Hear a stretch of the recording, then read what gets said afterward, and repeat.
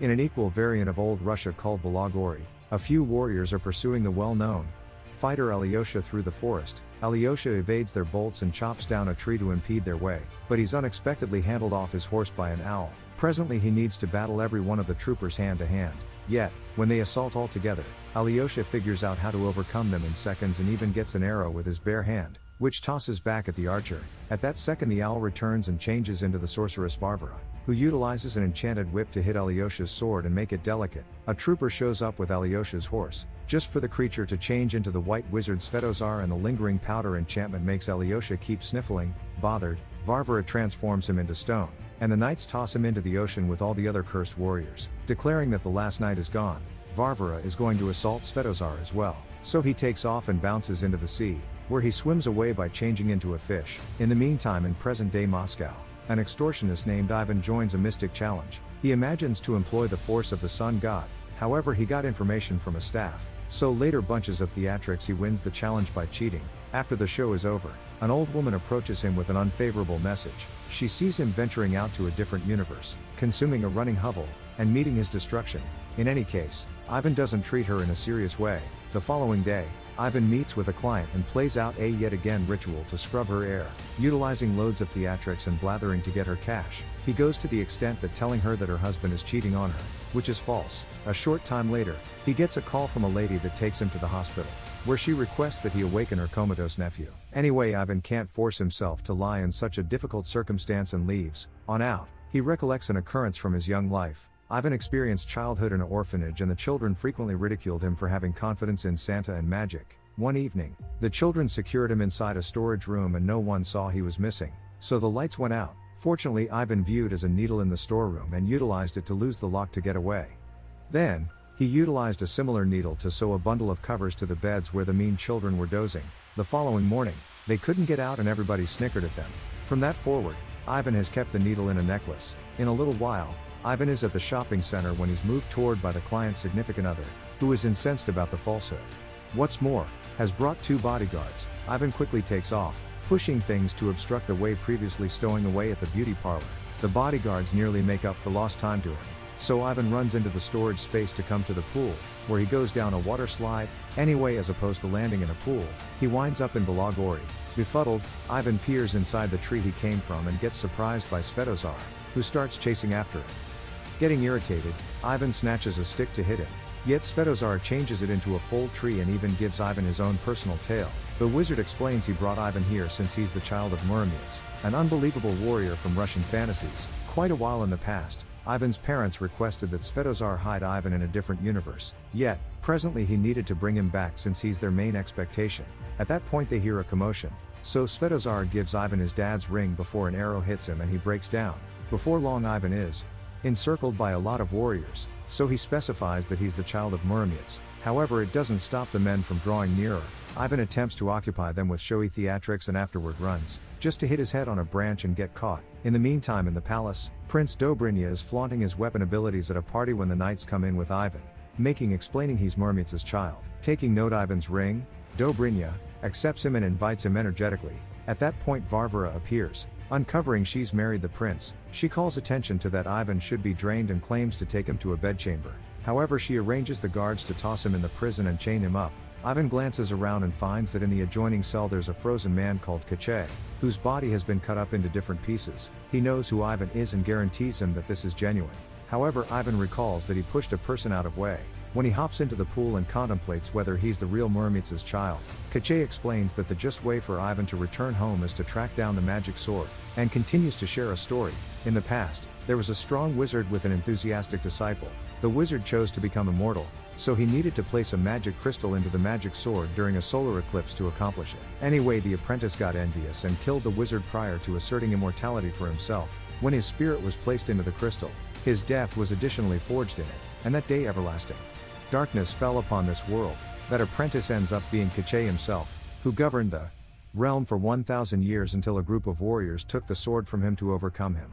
Also, isolated the crystal from it to cause it to lose power. They likewise put a spell on the sword. Also, Muromets hide it away. In the end, Dobrynya took the crystal and sent Kache to the prison.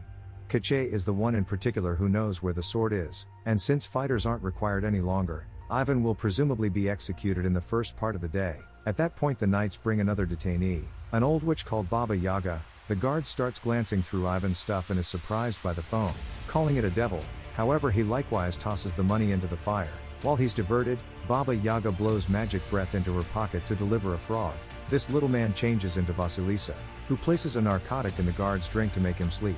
Then she liberates Baba Yaga and together the two ladies discharge Kache, breaking all the ice so he can assemble his limbs back.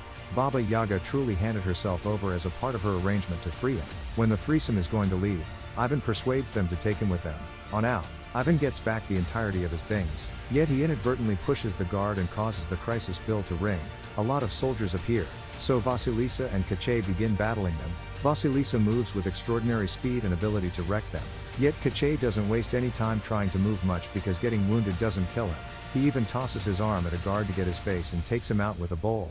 Vasilisa gets snatched by the neck and Ivan considers helping, yet Baba Yaga spits corrosive at the person's face, so when Ivan tosses a bag, she hits Vasilisa instead. Essentially this permits her to at last finish the man. Then the guard awakens and pursues Ivan, who snaps a photo of him with his phone and lets him know he has his spirit. The guard freezes, so Ivan takes the risk to secure him in the cell, just for the guard to pull at his tail and take it off. The group effectively makes it outside and departures in Baba Yaga's cabin, which can run on chicken legs. The troopers follow them, what's more, shoot arrows at them, making Ivan nearly fall, however getting saved by Kache. The soldiers then attempt to obstruct the bridge, yet Baba Yaga simply takes care of additional fire to the cabin and they begin going quicker until the cottage gets around the external wall. The pursuit go on in the woods as Varvara joins the fighters by changing into an owl, yet Baba Yaga sees her and assaults her by sending a pot through the fireplace. Varvara falls and the knights race to help her, so the group escapes securely. The next morning, the house settles down in the center of the forest, so Baba Yaga comes out drifting in a major bucket. She requests that Ivan get her cauldron from the cabin. However, when he involves his lighter for better perceivability, he inadvertently lights a fire that possibly deteriorates when he attempts to stop it. He rapidly cautions the others, so Baba Yaga and Vasilisa come to save all that they can. Previously the house takes off. This helps Ivan to remember the prophecy the old woman let him know in the city, and he contemplates whether he'll truly die here. An enraged Baba Yaga attacks Ivan and takes steps to eat him. However, Kache stops her, explaining he's the one in particular who can track down the magic sword. As they prepare to leave, Vasilisa gives Ivan an elixir to counter any curse Baba Yaga might put on him. Anyway, this is a trick, and when he drinks it, Ivan begins conversing with sound waves that alarm the birds and make Baba Yaga fall. Fortunately, she rapidly cures him from it. Later the group begins going to the White Mountains, where the magic sword is hidden. During the outing, Ivan takes heaps of tomfoolery selfies together, yet he additionally experiences odd blossoms that attempt to catch him until Kache cuts them off. The group bonds and lives it up together, ignorant that Varvara and her men are following them. When they enter the forest, one of the troopers ventures onto a magical plant and greenery takes over his body until plants are outgrowing it. In a little while, the group stops at a swamp where a merman lives since they need to request safe entry through the Death River. Vasilisa sits close to the Marsha's snare, yet when Vadianoi shows interest in her, his companion Lobster tells him that she's simply a frog. Irate, Vadianoi assaults Vasilisa, so Ivan and Kache come to save her also. Arrange. Anyway, Baba Yaga realizes it won't work, so she eats a magical apple to make her body gives off an impression of being more youthful.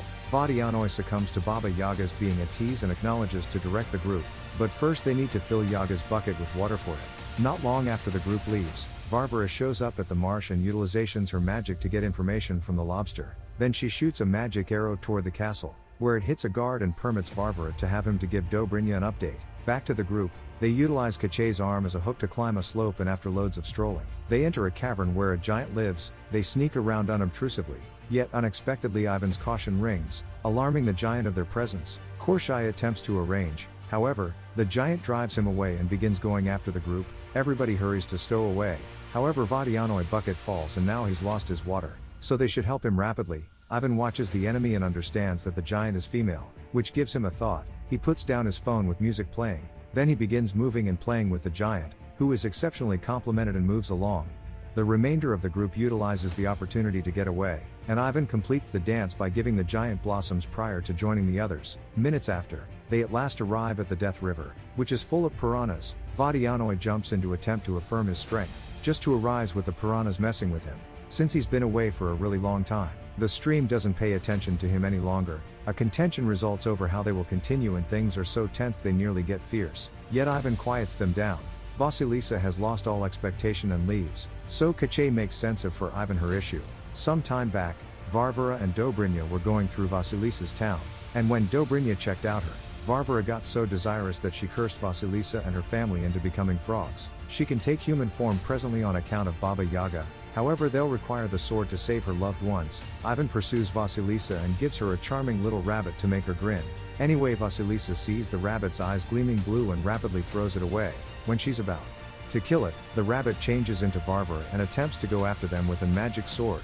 The pair avoids in the nick of time and runs back to caution the others, yet soon the troopers encompass them. So the group bounces into a well to get away. Baba Yaga lights a fire prior to bouncing as well, impeding the entry behind her. In the water, Baba Yaga loses the change and Vadianoi feels betrayed. Anyway, the soldiers are attempting to break the entry to get them, so Vadianoi consents to keep on aiding them. There's a passage in the lower part of the well that they can utilize, so Vadianoi drinks all the water until the people land on the floor. Then the group drives away a stone to escape through the burrow, yet Vadianoi stays behind to impede the opening. At that point Varvara gets into the well also. After Vadianoi spits water at her, she changes him into stone. This causes all the water to avoid his body and shoot Varvara with regard to the well. Minutes after, the group emerges from the passage and follows a way through the mountains. When Baba Yaga sniffles, she makes a stone fall, so Ivan hops on Kache to push him far removed without a moment to spare. Kache thinks this is senseless because he's immortal, however a subsequent stone falls and pounds him, so presently they need to take care of him. In the night, they stop to rest, and Ivan gifts Vasilisa his needle necklace. The following morning, Ivan awakens first and gets caught by Varvara, whose warriors before long encompass the group. Varvara then utilizes her magic whip to toss Kache around. However, when she attempts to hurt Vasilisa as well, she evades it and incidentally tumbles off the bluff. The fighters accept she died and leave with their new detainees. However, really Ivan's neckband stalled out on a stone and presently Vasilisa is holding onto it in her frog form. Ivan hears her croak and surmises reality. After heaps of voyaging, Varvara takes the group to the White Mountains, where a lot of weapons have been on the ground since the past times of war. Varvara orders Ivan to track down the magic sword, so he glances around and picks one at arbitrary, just for the sword to break in his grasp.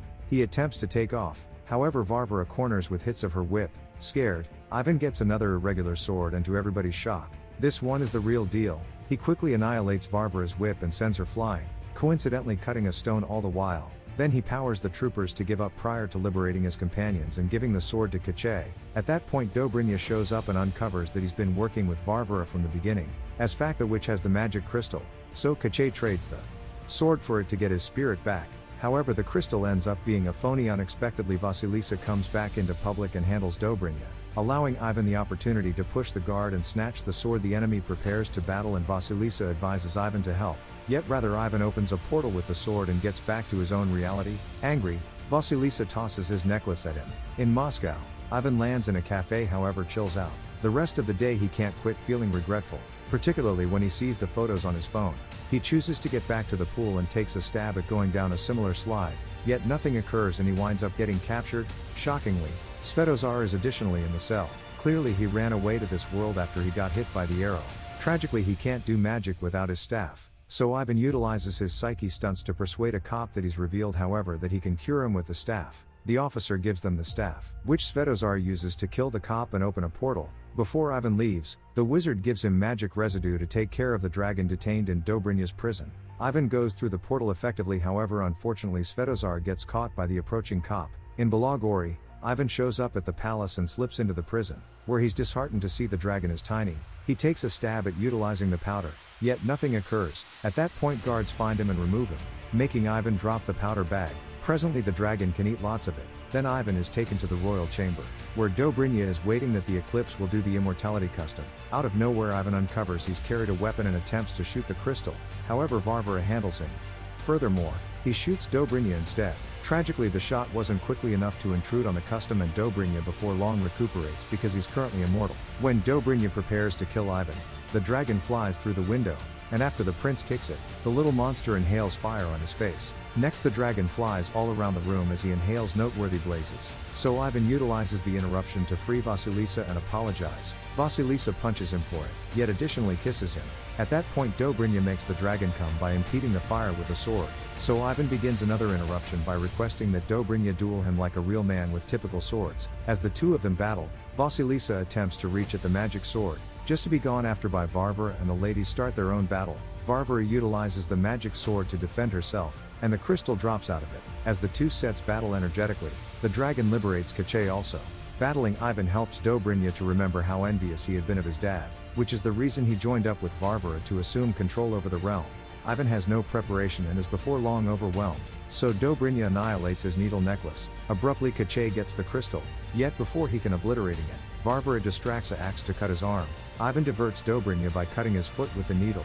Then Kache controls his arm to make it toss the crystal, which he annihilates with the magic sword. Since their spirits are in it, this act kills both Dobrynya and Kache. Crushed, Varvara takes off the window to escape while the sculpture in the room turns around to being human, uncovering Ivan's dad. A while later, there's a dinner to praise their triumph, during which Baba Yaga takes on her childhood appearance again to say thanks to Vadian Oy for his assistance. When Ivan sees a youngster worker, he asks his dad for some help. Minutes after, Ivan shows up at the hospital in Moscow and recuperates the lethargic kid with a mixture from Baba Yaga. Anyway, he doesn't remain, rather he gets back to Belagori, where he and Vasilisa ride the strolling cottage to go meet her parents and begin another life. In the ocean, every one of the sculptures return to normal as well. What's more, leave to get back. Meantime, Varvara shows up in Moscow and uncovers she's the little girl of Ivan's maid.